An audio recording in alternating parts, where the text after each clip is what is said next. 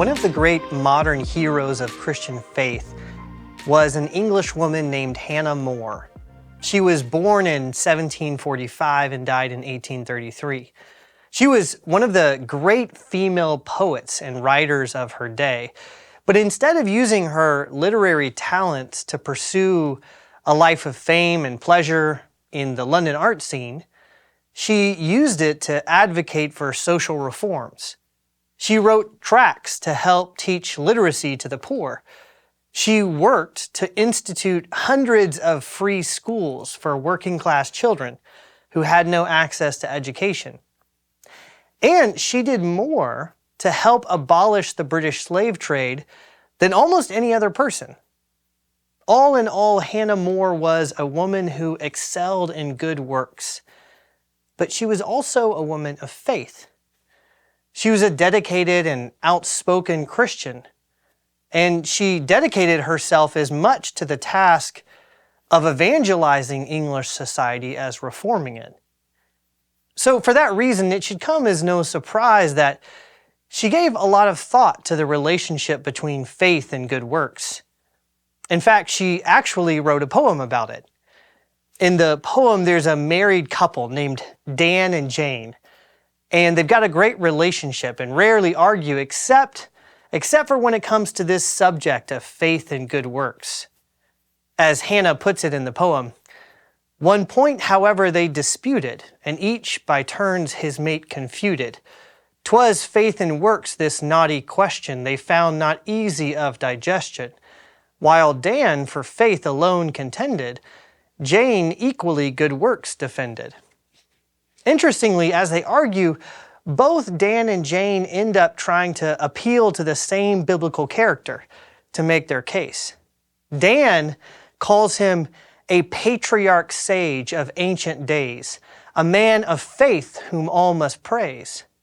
Jane, for her part, appeals to the same person, but she describes him as the holiest man since the world began, and says that what made him great wasn't so much his believing as his prompt obeying of God's command. Given the subject of our study, I'm sure it'll come as no surprise that the man they're both referring to is none other than Abraham. Both of them admire him, but for different reasons. Dan because of Abraham's great faith, and Jane because of his great act of obedience. And in that regard, Dan and Jane aren't so different from two authors of the New Testament, namely Paul and James. In chapter 4 of his letter to the Romans, the Apostle Paul appeals to Abraham as the premier biblical example of a man who was made right with God, not on the basis of any good works he did, but rather on the basis of his faith, his willingness to trust God's promise.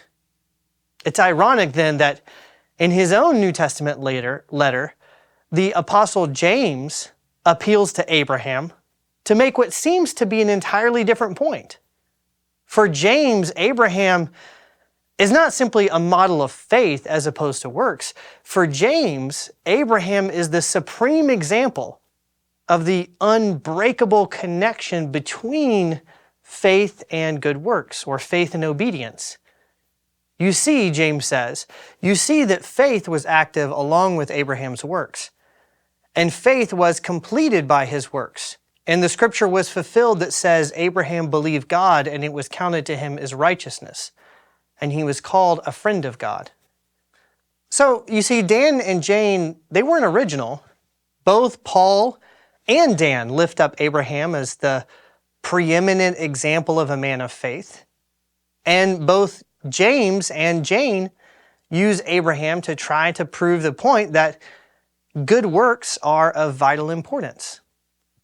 What's more, not only do James and Jane both appeal to Abraham, they actually both appeal to the very same event in his life to prove their point. Both of them, when they want to talk about the importance of his obedience, his works, both point to the story that's told in Genesis chapter 22, when Abraham obeys God by taking his son Isaac up onto a mountain to kill him and offer him as a sacrifice.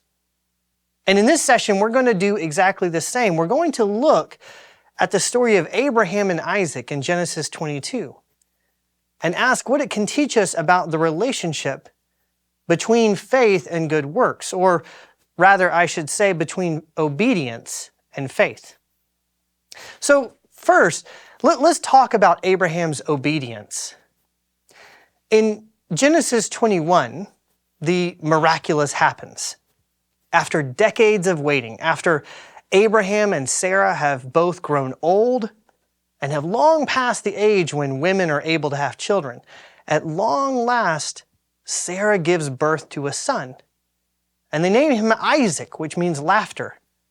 Isaac is the child of laughter. And not just because Abraham and Sarah had both laughed when the angel predicted his birth, but because his arrival into the world was such an unexpected and such a shocking moment of joy that they could do nothing other than laugh. To quote Frederick Buechner, the reason that Abraham and Sarah laughed was that it suddenly dawned on them that the wildest dreams that they'd ever had hadn't been half wild enough.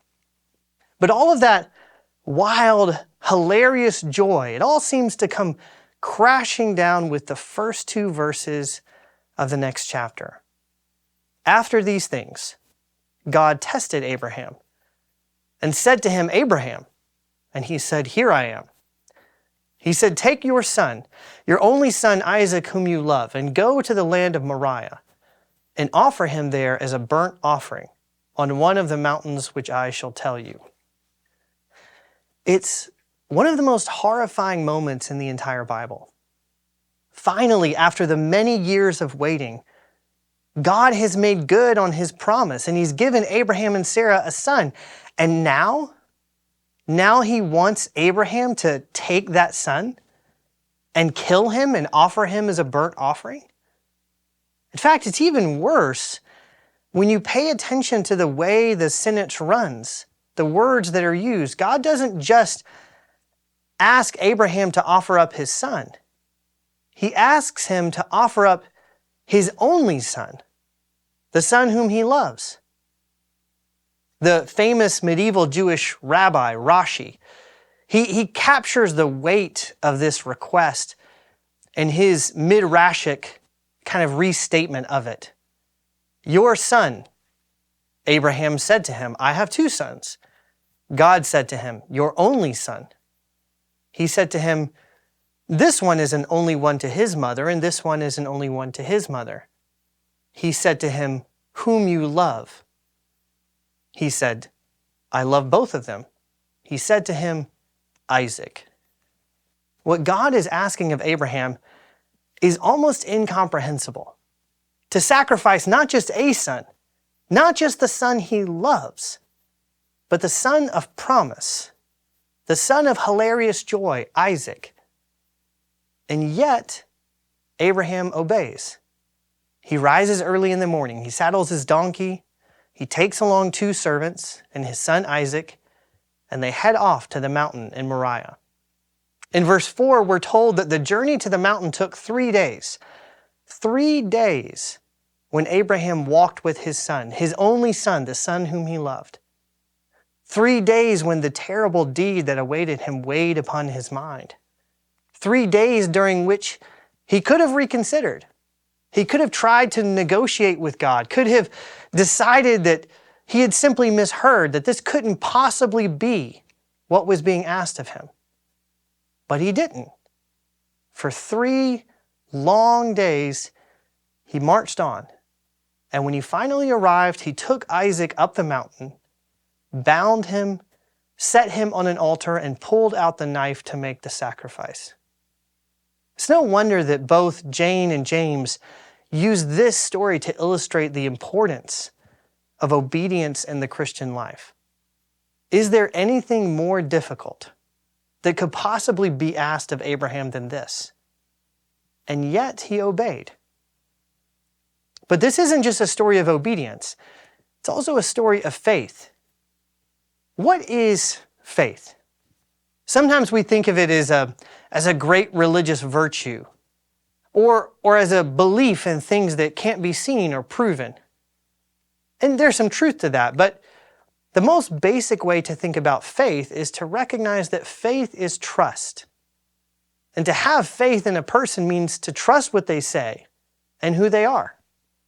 To trust them enough that you're willing to do as they ask, even if you don't fully understand why. And that's what we see in this story. Abraham trusted God. He'd spent decades at this point coming to know God and learning more about Him. And he'd come to trust Him. He trusted that God was good and truthful. And he trusted that God would remain true to His word. And so he did what God asked, even when he couldn't understand it, even when it seemed to make no sense. He obeyed. And that's very important to keep in mind if you're going to understand the story rightly. Because if you don't, you might be tempted to think that what Abraham did was just some heroic and tragic act of sacrificial, or worse, slavish obedience. Like the story in Greek mythology of King Agamemnon, who is forced to sacrifice his own daughter to the goddess Artemis in order to ensure safe passage for his army on their way to Troy. Agamemnon commits an act of ultimate sacrifice in order to appease a god. And in doing so, he becomes something of a tragic hero. But while his deed was sacrificial and an act of obedience, it was not an act of faith. And we shouldn't interpret Abraham's actions as if they're like Agamemnon's. Because what made Abraham do what he did wasn't just some noble sense of duty or some great willingness to sacrifice his own desires or some slavish instinct of obedience. No, the reason that Abraham could bind Isaac and lay him on that altar and raise that knife is that over the years he had come to realize that God could be trusted. Which means that Abraham knew that whatever happened, Isaac would not finally be lost to him. Because he couldn't be. Because God had promised that Isaac would be the one through whom would come a great nation. Because Isaac was the son of promise. Now, some people have suggested that Abraham never really intended to kill Isaac. That somehow he knew that God would provide a lamb. And that's why when Isaac asks him as they're going up the mountain, that's why when Isaac asks him where the lamb for the sacrifice is, Abraham tells him God will provide. But I'm not so sure that's the case. In verse 10, when it says that Abraham reached out his hand and took the knife to slaughter his son, I think that's telling the truth. I think Abraham really did intend to kill Isaac. And that's what makes his faith all the greater. Because if he knew the whole time that God would provide a substitute, then he would need less reason to trust. But if he genuinely thought that he would have to go through with this awful act and that still somehow God would keep his word and Isaac would live, then Abraham had to believe something much greater. Then he had to not only trust God, but believe that God would somehow raise his son Isaac from the dead. And actually, in the New Testament, in the book of Hebrews, that's exactly what we're told Abraham believed. Abraham considered that God was able, Hebrews says, even to raise Isaac from the dead, from which, figuratively speaking, he did receive him back. Or, as one early Christian author, several hundred years later, would write, in two things was Abraham victorious: that he killed his son, although he did not kill him, and that he believed that after Isaac died, he would be raised up again, and he would go back down with him. For Abraham was firmly convinced that he who said to him, "Through Isaac shall your descendants be named," was not lying. In Hannah More's poem, the married couple Dan and Jane, they do at the end come to an agreement. As they discussed the example of Abraham, they realized that he was not simply a man of faith, nor merely an obedient follower who did what he was told. Instead, what Abraham embodied was the true nature of faith, a willingness to trust God enough to act on that trust. As Dan puts it at the end of the poem, our doctrines are at last the same. They only differ in the name. The faith I fight for is the root. The works you value are the fruit. How shall you know my creed sincere unless in works my faith appear? How shall I know a tree's alive unless I see it bear and thrive? St. Paul was right. Abraham was a man whose relationship with God was based not on some great virtue of his own, but rather on simple trust in God's promise. But St. James was also right. Abraham's faith in God wasn't mere belief. It was a genuine trust, a trust upon which he was willing to act. Abraham showed the true nature of his creed when he took Isaac up on that mountain. He was willing to bind his son, the son whom he loved, and raise a knife to sacrifice him, all because of his unshakable confidence that the God whom he had come to know was good, and that no matter what, that God would remain true to his promise. The question for you and me isn't, are we willing to make some heroic gesture of obedience like Abraham? The question for us is, do we really trust God? Do we trust him enough to believe his promises and to live as if those promises are true?